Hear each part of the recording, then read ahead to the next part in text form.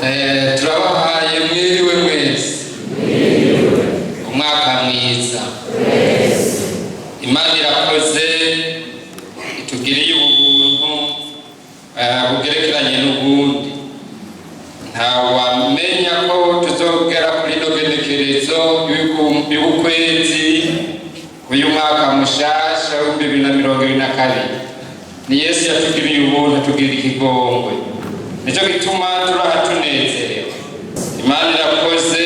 Dusome amajambo y'Imana uko niyo dukoranije twese. Ariya mu butumwa bwiza uko bwanditswe na Luka 15 guhera ku murongo wa 6. Ndibaza twese twashitseyo. Dusome mu izina rya Yesu. Avuga ngo umusukoni w'iki kandi abaciriye umugani ati habaye umuntu yari afise umusukoni yateye ku ruzabibu rwiwe. Araza awurondera kw'isukoni arazibura. Abwira umukozi w'uruzabibu ati aba none ni imyaka 3 nza kurondera isukoni kuri uyu musukoni sinzibone. Uwuce ugasanga iki ahantu. Nawe aramwishyura ati ndamugenzi ureke uyu mwaka nawo ndaworohereze ndawutabirire, hanyuma niwama isukoni izoba ari nziza. Ariko nutama ugire gute? Zobuca. N'aya majambo y'Imana hano uyu mugani Yesu arawuca. None rero uyu mugani awuca agomba kwigisha. Hano rero duhagarara kuri iri jambo litubwira ingene dukwiye kwama imbuto zikwiranye n'ukwihana. Yesu ashimwe. Yesu ashimwe. Hano tubona Yesu aca umugani, ariko urabona haruguru yaho ingene bariko bamubwira ivy'umuntu mubi Herode Pilato yakoze, ingene yishe abantu hariya ni Galilaya. Hanyuma rero agaca avanga n'amaraso yabo n'ibimazi vyabo byose akavangirana. Yesu aca arababaza ati none mwiyumvira abo bantu nibo barusha abanyagalilaya kuba abanyabyaha? Nibo bari barengeje? Atoya. None rero aca arababwira mbere ati none rero hari Silowamu abantu basidukiwe ko n'umunara muremure, abantu 18. Hama rero bashabara arabaza ati none nibo barusha abantu b'i Yerusalemu kuba abanyabicumuro? Atoya. Ijambo yakuma asozera ati namwe nimucihana muzobona nkabo banyagishiha shengero ry'Imana. Imana yagiriye ubuntu. Uyu mwaka twaraye duhejeje, ntabamenya ko tuzogereza kuri ino cyane kandi warabizi muri mwere ngo nzinga abantu barigira abanyabwenge. Nta n'umwe. Twese twabona iminsi irimagurika, umunsi wa mbere wa kabiri wa gatatu wa kane kuko umwaka urahera. None rero iminsi 365 irahera, tubona gusa buca gira buca gira. Kunda abanyagishira. Yesu ashira. Imana iradukunda. Uhaye kwiyumvira uyu mwaka turangije hapfuye abantu mbega bangana benshi cyane bikirenga. N'abishwe na korona bari bamaze, ariko ntabwo raba turacyariho. Muri usubuntu bw'Imana. None rero muri ubu Imana itugirira hari ikintu Imana ibigo. Imana ngaha Yesu aciye umugani agomba yumvishe uyu musukoni w'ingungu ntiwari witeye, mbega ntitwatewe mu rwo guhora cane mu masezerano tuzokwama twama no mu busaza tuzoba tucama. Yesu ashimwe. Ariko rero uyu musukoni maze gutera nyene wakazi irya mbere irya kabiri mugabo tubonera igicuro yaca imyaka 3 aza kuraba ico yogira gute ico yokwamura isukoni. Yesu adufashe. Mbega basomye twasomye twese mwabonye uyu muntu yari yateye akagira neza agatera uyu musukoni mu ruzaru rwe mu ndimo yiwe. Tubonye ngaha hari isukoni yarose. None mwiyumvira byatumwe ni twumvise umusukoni wari ngumu ere gucihanye kumukonye ere gucihanye uri ngumba. Ngaha tubona rero iyo umuntu agomba kwama imbuto zikanye no kwihana hari icyo amaze gukora. Ubwa mbere amaze kwihana ibyaha vyiwe. None amaze kwihana naha rero acashishikara kwama. Aha rero uyu musukoni nyenewo araje. Yesu agira ati niyo munsi ariko arakuraba.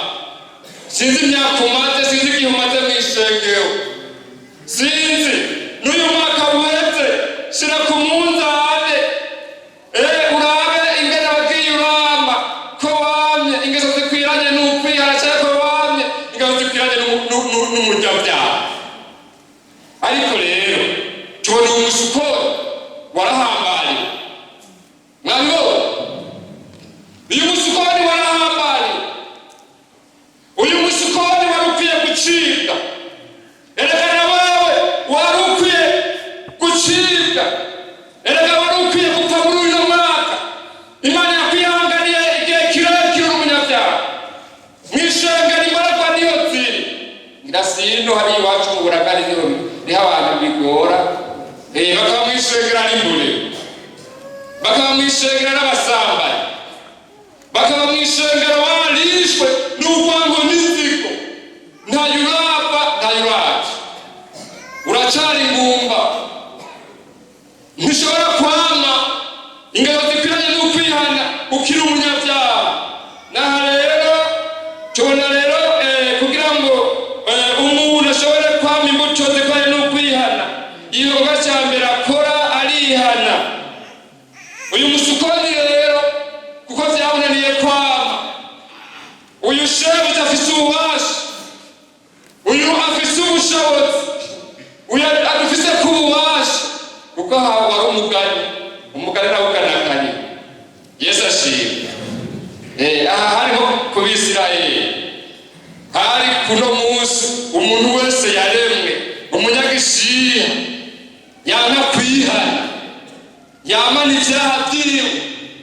None rero atubona rero abwira umukozi akora mu ruzabibu canke mu ndimo ati uru musukoni wicire. Yesu ashimwe ko Yesu yadutangiye ubwira. Yesu ashimwe ko yitanze. Igihano kituronkesha amahoro cabaye kuri we. Imishago yiwe nidukiza. Niwe yahamwe abaturaharigwa, niwe yishwe n'abatuba bazima cazuka tuzaniye ubugingo. Bwingo budashira budahera. Banyagishiya tunezerwa dushira Imana. Turafise mpwemu yera. Jambo ry'Imana rivuga ngo anihimiringa nakwe. Cyoko anihira wewe, anihira twewe tukiri mw'isi, anihira umunyabyaha kugira ngo yihane. None rero wa musukoni w'ingungu, wa munyabyaha uri hano, ndakubwira inama wihane. Uyu mwaka turimo mushasha uzokubera umwaka w'umugisha, umwaka wo kwihana, umwaka wo guhinduka bwose, umwaka wo kwegera mu vy'Imana neza, umwaka wo kuzura mpwemu yera, umwaka wo gukura mu birashobora ko haba abantu b'inzoya, abantu batarakura mu by'agakiza. None rero uyu musukoni, uyu mpemu yera, uyu mwami waje dusengera, uyu mukozi atekaye, manzi urindira gatoya, ni umwaka wongera ugera gute, urindira wihangana. Hari icyo ngomba nkore, iyo ataba mpemu mbega tuba turi hano, iyo ataba mpemu mbega abarinzi bavuye ngaho kutubwira ubutumwa bwiza, mbega iyo ataba mpemu ngaha ijambo ry'Imana riraharira kuko uwo mpemu niwe Yesu yari yadusabiye, niryo sezerano twahawe ateganya kudufasha mu ntege zacu akaturongo. None rero yataba uwo mpemu gusengera icyaha cyawe cyari gutuma utumbarirwa n'imbabazi z'Imana n'ubuntu bw'Imana. None rero reka dusome hariya muri Mariko ubutumwa bwiza, ni ijambo ry'Imana kwama imbuto zikwiranye ndikubwira gute, mbega warihaye, mbega wambiki, mbega urama imbuto nziza zikwiranye n'umuntu yavuye mu byaha, canke wama imbuto z'abatarihana abanyabyaha zishokeza abandi. Ku murongo wa 12 nibaza kwasi haroroshye, avuga ngo Yesu avuma umusukoni. Bukeye bamaze kuva i Betaniya, yumva arashoboye, akiri kure abona umusukoni uri kwa mababi, arawegera bukumbure yogira icyawusanga, agashika yirukana abahumanya urusengero, ingoro y'Imana. None harayi Betaniya gusa mu gatondo n'abigishwa be bafata urugendo, mugabo muri we ngo yaragize gute, yarashonje kuko yahaya Yesu yagiye yaravuze kamere zibiri, kamere y'Imana ijana kwijana, kamere y'umuntu ijana kwijana, nicyo gituma yasohotse. None rero ngaha ashabona umusukoni ukiri kure, aha Yesu ari mw'ijuru aratera ijisho arigishira, Yesu ahabwa icyubahiro. None rero sinzicabona kuri we, sinzicabona, ariko tubona umusukoni. Yesu yarashoje, yarakwiye kuronka icyo tuma inzara ihera kuri uyu musukoni, ariko ingorane umusukoni ngo hari kw'ibibabi gusa, nta kindi cyari. Imana idufashe kandi dushobotse banyagisiha, Imana irakwiye, Imana nidufashe, birakwiye ko yodufashe. Nawe usanzwe ngaho uyu musukoni Yesu yabama yigisha icyambere, amaze kubura cyawutora, mbega yarawushimye. None ko hariho abantu bidoga mu isengero, kandi abantu bakunda kwidoga bavuze amajambo n'ibinebwe, niba ataco bakora, nibo ari abantu byagoye, ntibemere nk'uko ijambo ry'Imana rigomba ko ribagorora. Abo nibo bamana imyikomo n'imyidodo. Uyu musukoni rero nta kindi yabonye, nta kindi yabusanze, iyo bigusa aya rero ibiti by'ivyamwa bitama kandi byategeza kwama, mbega bafitiki ingumba byararumviranye bijabija. Urakoze mugenzi. Yesu ariko arawaruza, mbega uyu munsi wamugwa kwiki. Amena. Lawa uyu musukoni ibibara, none bari bambura Yesu mbega yarawushimye,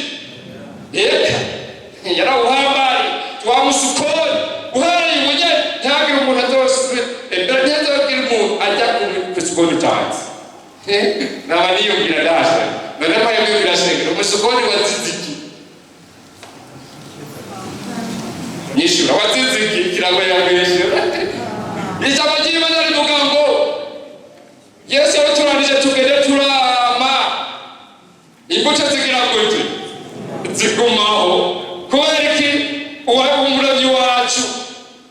utiteguye gutanga ico muhembura. Kubera iki? Noneho bisigura ngo mw'ishengero nta kwitwaza uzobwira imbere y'Imana. Reka nta kwitwaza na rumwe ngo byari bimeze ukumana, ngo byari bimeze ngo byari bituma byarani. Oya, jambo ry'Imana rivuga ngo umuntu wese agomba kuja mw'ijuru arihangana. Igicerekana ko umuntu yihanye n'utarihanye batandukanira ku kwihangana. Umuntu w'Imana arihangana. Nivyo vyamwa bikwiranye, nizo mbuto zikwiranye n'ukwihana abantu b'Imana tugenda turaba. None rero umusukoni tuhereye ubugeni ntiyazogira umuntu ajya kwisukoni zawe. Abigishwa baravyumva. Usanye mu bundi butumwa baciye mu gatondo basanga wakabira. No mu bundi butumwa urasanga uguhera uwo imanya nyine uwo musukoni waciye ukabira. Banyagishi Imana idufashe. Ndariza kurira ijambo umusukoni nicyagiye cy'ukwawe, ariko warahambariwe. Bisigura ngo mw'ishengero Imana igomba ngo tugende turama mu gitondo twame, ku murango twame, ku mugoroba twame, mw'ijoro tugume twama. Hariho abakristo ku murango, mw'ijoro nabo bakora amarorerwa bagiye kurere iyo batazwi bagakora amarorerwa. Mbega Imana irabazi, mbega Imana irababona, mbega hari igishiha aho bohura. Shengero wewe uri hano bikigoye ikimbaraga mu vyaha, emera wihane kugira ngo nawe ushobore kwawe. Ataruka Imana iriko irakuburira. Warukwiye gupfa, warukwiye kuba ikivume. Ninde muri twebwe yifuza umuvumo? Nta n'umwe agenda abonetse. Wewe utora umuvumo. Ekaye twese twifuza guheza. None Imana ikuhezagirira iki? Iha amanota, ishire ku munzani ati cyo tuma Imana imezagira niki niki. Raba hariho ababona abaza gusanga ari bibabi gusa, nta kiriko nibirumbirane. Yesu adufashe. Birakwiye ko tugira ngo imbuto zikwiriye yuko twihanye. No muhira bakabibona aho tuba, n'abanyi bakabishingira intahe, n'abo dukorana bakabishingira intahe, n'abo tugerera bakabishingira intahe. Mu kubaho kwacu kwa misi yose imbuto zo mbuto zikaboneka, zikaguma ziboneka. Yesu adufashe. Yesu ahawe.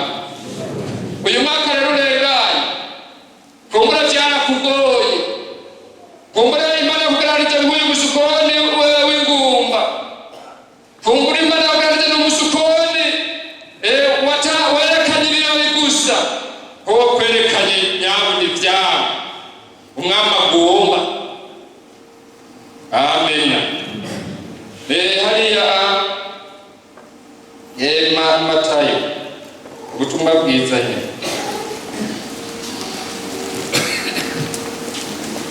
Matayo 3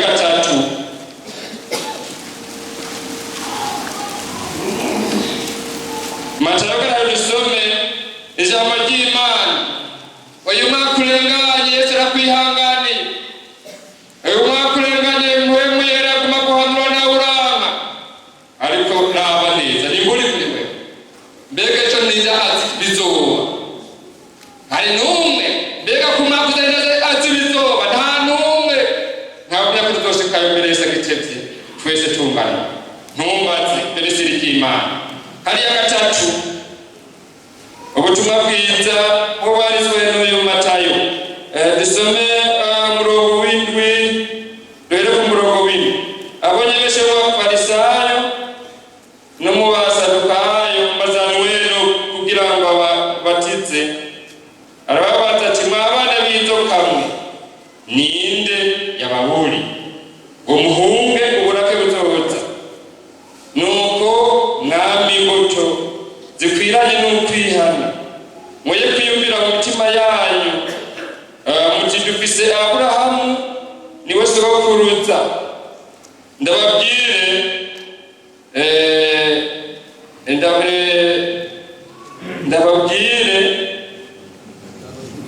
ndababwira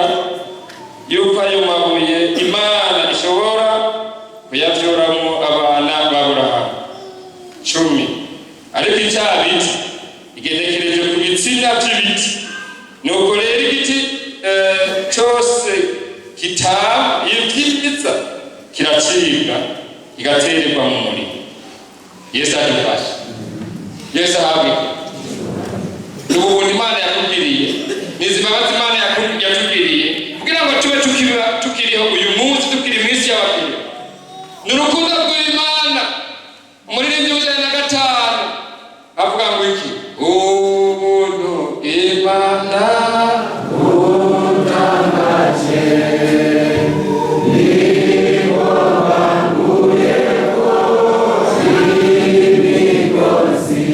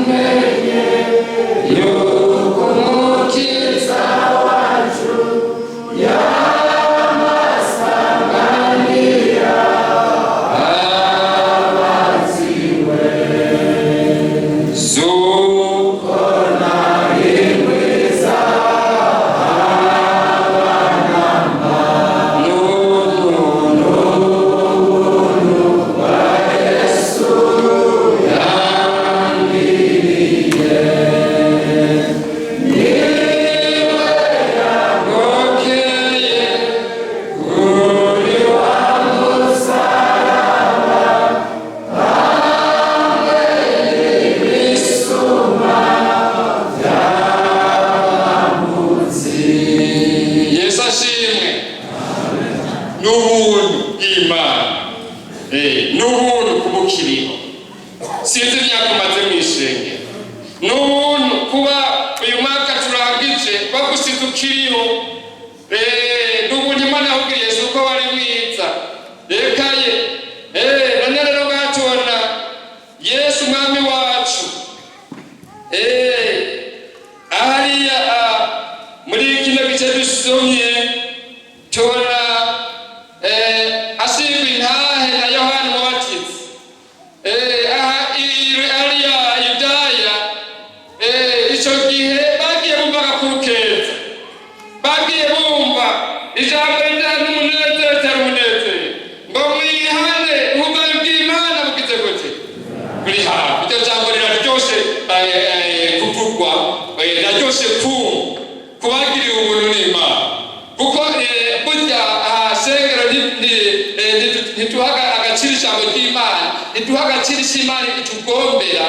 Imana igomba ko dukira, Imana igomba ko tuba bazima. Nicyo gituma yatanze umwana wayo Yesu.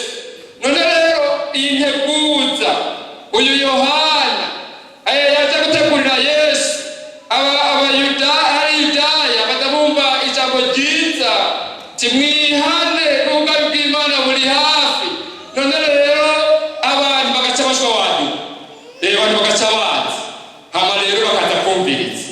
Kandi rero bamaze kuza yarababwira ijambo ry'Imana, bagaca bihana, agaca babatiza. Yesu ashimwe, Yesu ahabwe. None rero tubonye rero ngaha amaze kubona benshi b'Abafarisayo n'Abasadukayo bazanwe no kugira ngo ababatize, arababaza ati mwabana b'inzoka mwe, ninde yababuriye ngo muhunge burake butotsi? Ninde? N'ubuntu bw'Imana. Kuburi hano hari umuntu yihenda mu ishengero ngo jewe ntabanzanye, ugacumenga yo kwigira ibiro bitetse, gacumenga yoba hadafise amurongoye, gacumenga yabaho yiganza. Uko n'upagani, uko n'ukudakizwa ntacufise.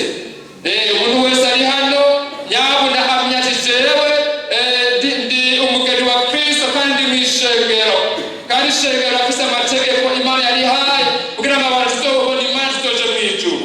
None rero ngaha rero tubona Abafarisayo n'Abasadukayo baje, ninde bahuriye mu Mungu burake buzoza. Banyagishiha n'igihe cyo guhunga, n'igihe cyo kuva mu vyaha, n'igihe cyo kuva mu bugarici, n'igihe cyo kuva mu butamenya,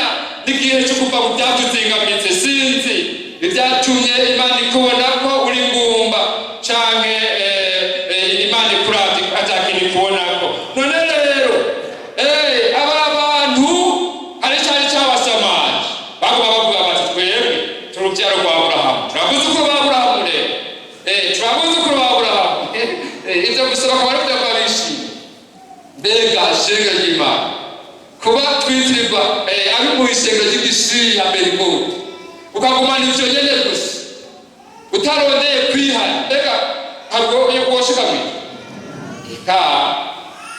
None ari igikuru ni ukwihana, igikuru ni ukuva mu vyaha kugira ngo nawe ushobore kwama waba imbuto nziza, imbuto zineza, waba urukundo mwishengera abantu benshi n'abanyagwamo, n'abantu bagwiza urwamo, n'abantu batagira ikimbabazi niyo gaciyemo kugira ngo jewe tuzorinda dupfa, ngo jewe nawe uzoza biba sinokimubwirira.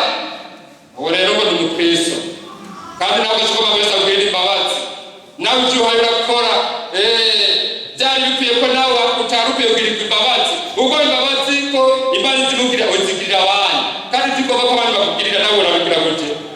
Urabibakore. None rero ngaha tubonye rero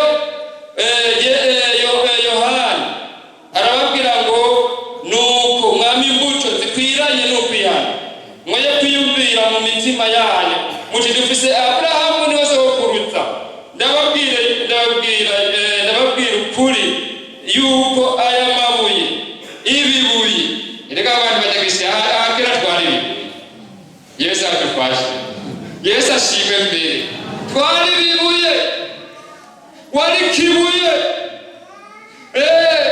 none rero umunsi reka kuko muri kibuye kera nta bantu twarimo, none ubu turi abantu bindi, turi abantu b'Imana icyubahiro umwami wacu Yesu yarakoze yatubwiriye neza. None rero igikwiye ni uko umuntu arondera kwama imbuto zikwiranye nuko yihanye. None rero tubona rero ngaha Yohana arababwira ngo ariko icabiti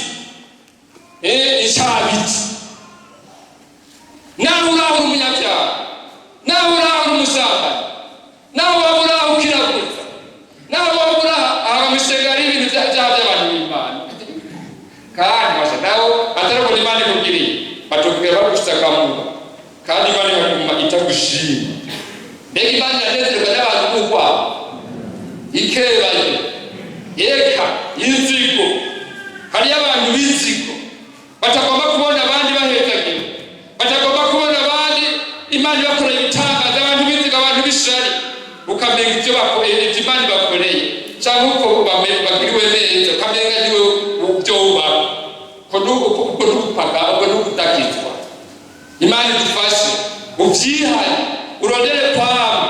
Uyu mwaka Imana iragomba ngo shengero ry'igisi twongere dusenge Imana, umuntu wese ave aho yarari, hanyuma rero urondere kwama imbuto zigumaho, imbuto zikwiranye zikwerekana ko wavuye mu byaha, zikwerekana ko wihanye wabaye umuntu w'Imana. Hano rero ni ijambo ry'Imana ry'inguru incabiti igenekerezo ku gitsina c'igiti kugira ngo ugire gute cicikwe. None urakeneye kwicika Yesu ahawe, mbega urakeneye kwihana Imana ikumfashiriza kandi kweza nico cyo kugira ikimazi atari ukoho incabiti igenekerezo ku gitsina c'igiti. Yewe bagiti kitama, yewe bagiti ciki ukazubura ibikorwa by'Imana abikora, harimo abigorora harimo abahiziga, harimo abahizi abandi babikora babikora umenga utanga ikintu atacyo kimaze, umenga nibo utangura kwimererwa neza, umenga bo kuribwa cy'Imana impuzu bagwije, umenga bo kuribwa cy'Imana muhira bifitiye gusa ibigega vyuzuye ibifungurwa. Mbega abantu b'Imana inda zacu n'Imana igikuru ni Imana iragahezanya. Nico gituma bigomba ngo niba warihanye n'ivyawe si ivy'iwawe, n'ivy'Imana yagutize. None rero umwanya ukiriho Imana ikwihanganiye, umwanya Imana igikomeye iminsi nimuzi dusenge Imana. Umuntu wese uyu mwaka yihangiro raba mu mutima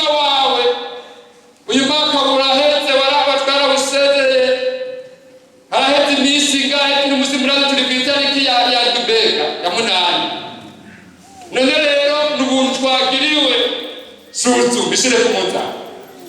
Wamye iki? Aho ntiwamye ibijyanye. Wamye iki? Mbega waramye urukundo, mbega waramye ubugwaneza, mbega waramye kwihangana na umutima wawe. Reka dusome hariya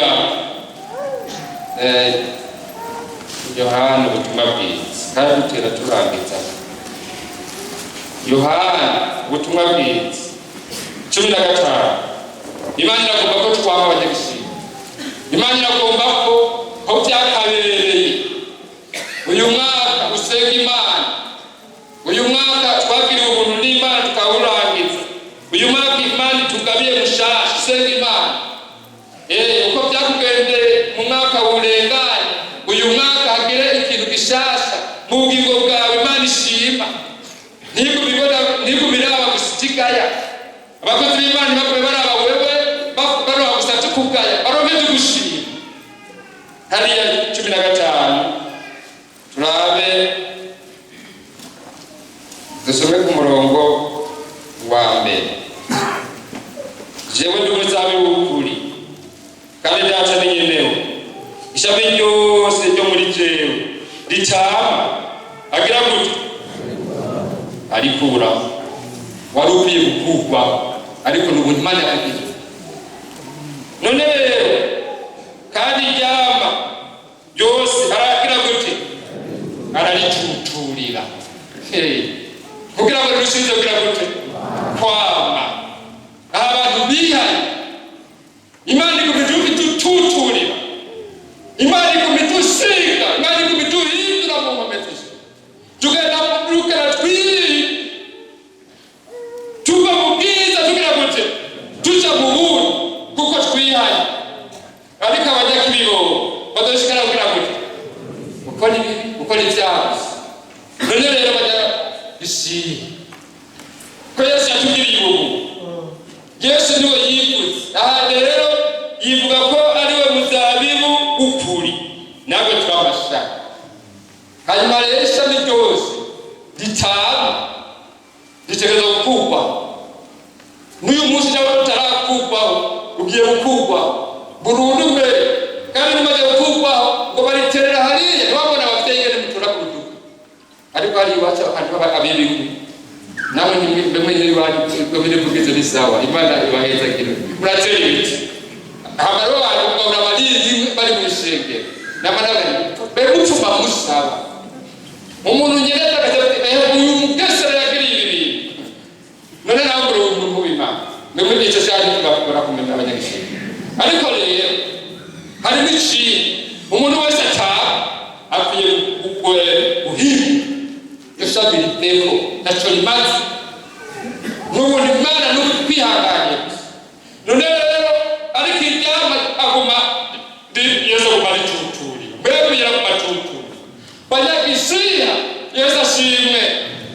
Dusenge Imana y'umwaka.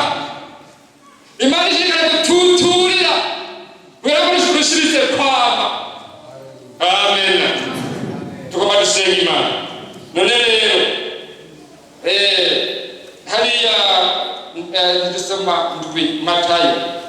Yesu yavuze ngo abantu mubu twicaye ngaha uzo munazobya abantu b'Imana bihanye gute ngo bazomenyekana kujya bakera gute byo baba ushobora kwambura umusukoni kumunyinyika, ushobora kwambura umunyinya kumusukonika.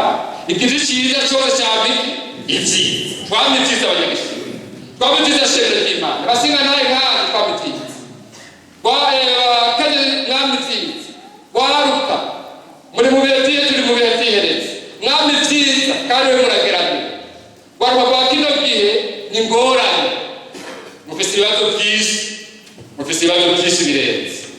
None rero nimba warihaye senga amira imbuto nziza bari Burundi kwari barutariha babwira ijambo ry'Imana bigishe kwihangana kuko utihangana ntazobona Imana ntazobona umwana. Yesu adufashe shenge n'amajambo y'Imana kandi hariya muri Yesaya 3:10 hariho itangazo w'Imana kuri mutanga ngo mubwire umunyabyaha umubwire umugorozi kazogira gute kazomererwa musoma bazocumva n'ivyo bikorwa byibati ntiwamutse rero dukore twamutse Yesu ahabwe iki none rero bariko bubwira umunyabyaha bazobwira zomererwa nawe umunyabyaha zomererwa nawe ariko Yesu aracyakwihanganira kugira ngo eho byakabe nawe uhindure urondere wihane kugira ngo nawe ukunde ushobore kwama mu bandi ubishaka iri ku mwami wacu Yesu aravuga ngo ntacyo mubaza gukora mutavuze nimugube muri cyo namwe muri mwebwe tutakumye kuri Yesu ntibikunda ko twama ariko tukumye kuri Yesu birakunda mu izina rya Yesu tuba dusenga Imana umutima wawe wiravye wibonye hakuruke twituza tugorora imitsi sizanye iri teko tugorora imitsi aho wikunda mukamara mwe nditege ariko aho mwe mpamvu Imana icuba Yesu ashimwe n'amajambo y'Imana bayumvise Yesu atuhezagire siko bizoba tugomba tuhamagara mu byako mu mutima wiwe yumva ko Imana itamushimye ikubona kuri ngumba ikubona ko ntacufise ikubona ko gusa ibyama by'abanyabyaha ngwino Yesu aravuga nibicyatumye ndapfa mu mwaka n'abantu bagoroye benshi bakurusha ubukuru none nawe uyu munsi Yesu aravuga Yesu arakukunda Yesu arakubabarira Yesu akubwira ikigongo Yesu akubwira ubuntu ngwino mu izina rya Yesu ni Yesu akugora neza ukeneye ni Yesu akwifuriza ubugingo budashira ni Yesu akwifuriza uzobona ibyiza amen